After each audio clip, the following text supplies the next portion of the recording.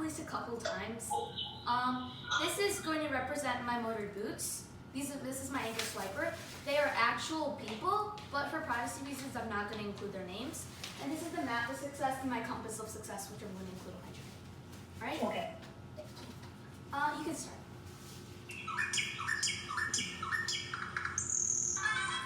Hi guys, I'm Nidhi the Explorer, and this is my friend Boots. We are here to take you on our journey of success. We will show you how I used all of these success traits to achieve my dream, which is entering the Uniformed Services University of the Health Sciences in Bethesda, Maryland, a military university for medical professionals.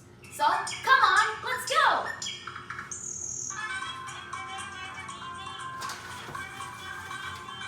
Our first stop is when I was in 4th grade and was assigned an optional extra credit social studies project that was due in 3 days. I'd set a goal to complete it since I really wanted the extra credit.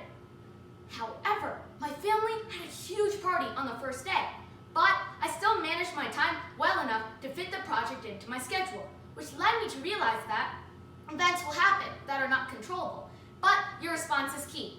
Events plus response equals outcome.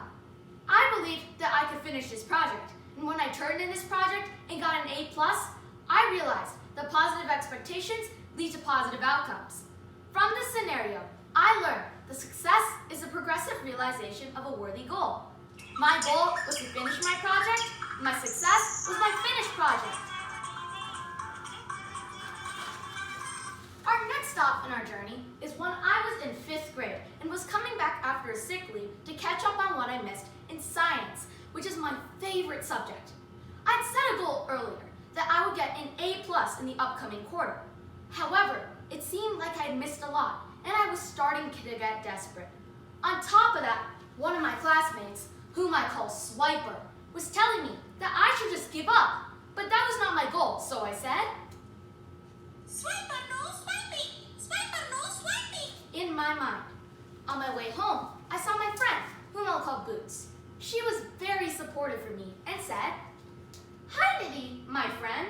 I know why you are very upset. Don't be so hard on yourself. I know that you got annoyed at Swiper's actions, but do not give in to your impulses and be proactive, not reactive. You need to have a proactive approach. I know you got tired in between the class, but you can still catch up. Every day, if you push yourself just a little bit of studying in science, it'll eventually add up towards your success. Take pride in everything you do, Nidhi, and in everything you do, think with an I-can-do attitude. Why do you need to get scared of your exam? Nidhi, learn to downsize your fears. Otherwise, it will paralyze your action. One more main thing, don't be with anchors like Swiper, be with motors. Surround yourself with the best, and you'll achieve more than the rest. Mainly, be driven and don't be pulled down. So, avoid sitting next to Swiper and make friends with your good classmates. I appreciate that you set a goal of getting an A+ on the upcoming science quarter. You set your goals high, have big dreams, and believe in it. But make sure you don't overplan, since there's no perfect plan in the world. Believe in yourself, and the goal is the main steps for success. Thank you, Boots. You really showed me the journey of success. Our next stop is another memorable moment of mine in 6th grade. At the beginning of school, our teacher assigned us different desk positions to sit in. However, I noticed that I had a very hard time seeing the board. Unlike those around me who didn't do anything about it, I decided to go request the teacher for a seat change. This way, I could learn in the best fashion possible, reminding me of the trait, don't settle for anything less than the best. Because of this, I could have an enhanced learning experience, letting me do well in school. Success is a measure of the number of obstacles you work around. The desk position was an obstacle to my learning, which I worked around, letting me be successful that year. As we continue this fabulous journey, I want to talk about one of my most proudest moments, which is none other than my confidence class final speech.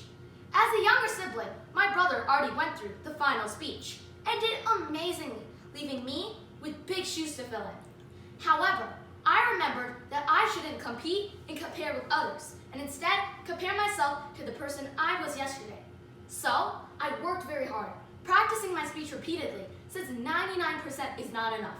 You must give it your 100%, and I was following the 90-10 rule in keeping a growth mindset. Every time I finished a speech, I would ask questions like, if it did matter, what would I do differently? If I did care, what would I prefer?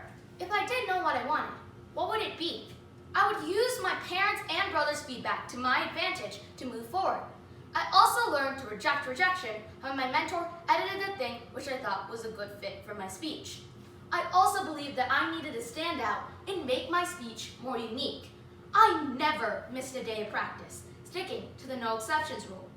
I knew that whatever you are told to do more than what you're expected to do. Plus, go the extra mile since it's never crowded there.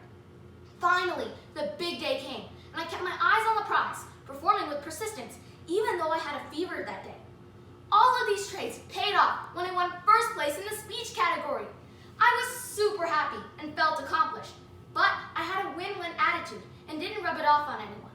I celebrated my accomplishments to build up on my past success stories. Now, before any speech competition, I think back to this moment. You may wonder why my maths keep on going. This will be my future. As I said earlier, all my hard work will take me to the Uniformed Services University of the Health Sciences. My passion and dream is medicine and my country. As you all know, many people don't prefer joining the military, but I don't want to put limits on my dream. As the military doctor Hunter McGuire once said, "One awful sight I never witnessed than that, as I went among the dead and wounded on both sides. Our soldiers are giving their blood and losing their lives for us." I want to become a military doctor and help them with my passion. But that's not the end of my journey. It's like how Vidyanti always says, success is not a destination, it is a journey. We never arrive. After we achieve one goal, we move on to the next and the next and the next. So, I'm willing to pay the price as I walk on the path to success. Are you? Thank you, Vidyanti and Miss Isha Bolsaker and everyone for listening to my speech.